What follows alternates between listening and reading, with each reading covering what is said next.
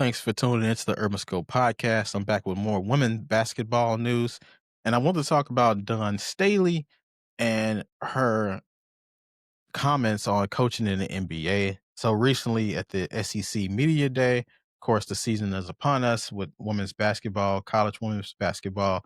But at the SEC Media Day, Coach Staley said that she does not believe that the NBA might never accept or hire a female coach, and she doesn't believe it'll happen in her lifetime, which is very strong statements coming from Coach Staley. She just interviewed for the Knicks job earlier this year, and of course, she didn't get the job; it went to someone else.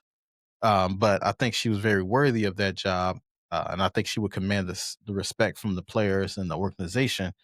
But this is such a strong statement from such a decorated coach who has won a lot at the collegiate level. She was a former WNBA player herself, so she comes from the background of basketball. It's in her pedigree. She's been around it pretty much her whole life, so she knows the game, top and top. But I do believe her to a degree.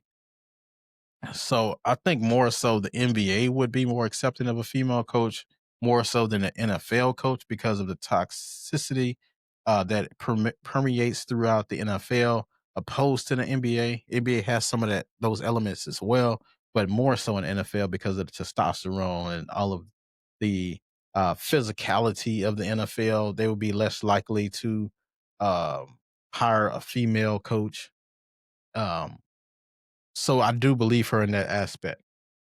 Because and the NBA seems to be more diverse as well as is a global game. So they have a lot of stars that are foreign and things like that. They do have, or they've been having female um, representation, especially when it comes to broadcasting and things like that. Um, So I think the NBA will be more accepting before the NFL will, and even like the MLB, things like that, hockey, So, but I always felt that Coach Staley. Well, let me go back to Becky Hammon. I always felt like Becky Hammon should have been an NBA coach because she came up under the tutelage of Greg Popovich. And Greg Popovich always said he wanted her to succeed him when he retires, which he did, and he went to the front office. But then Becky Hammond already had left and went to San Antonio. I mean, she went to the Las Vegas Aces. So I think she thought that she would never be a coach because of just the dynamics and what comes with being the first female coach, dealing with the aspects of the locker room, dealing with the way things looks on the court. If someone yells at her or vice versa, just dealing with those different aspects and dealing with the media and dealing with all the press. There's a lot to come with to being the first anything. So to be the first female coach in a male dominated sport comes with a lot of scrutiny because males can do it all day, right? So there are a lot of male coaches in the WNBA and in its history.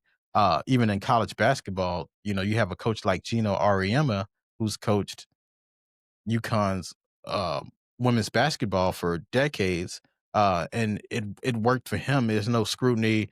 He didn't have a lot of media coverage about him being a male coach on a female team.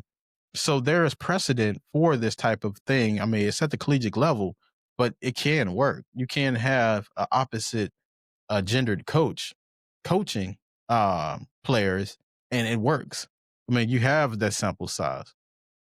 And you have other male coaches in women basketball. So I don't see why the NFL couldn't implement some of these things, talk to some schools, see what works for them, things like that. Because I don't think it's about the mental aspect of it or that the NFL or NBA is looking at this thing. I think they're thinking of it from a media standpoint and the press that they'll get. And are they ready to address those type of issues? Now, I do think that Coach Staley has a unique dynamic that she'll command respect from the players and the fans alike because of her pedigree and what she's done for not just South Carolina, but her WNBA career as well. She was an Olympian and all these different things. So she has a unique history to actually pull this one off. And I do think she would have been great for the New York Knicks. That fan base is a strong fan base, and I think she can handle it. She's a very strong-minded coach.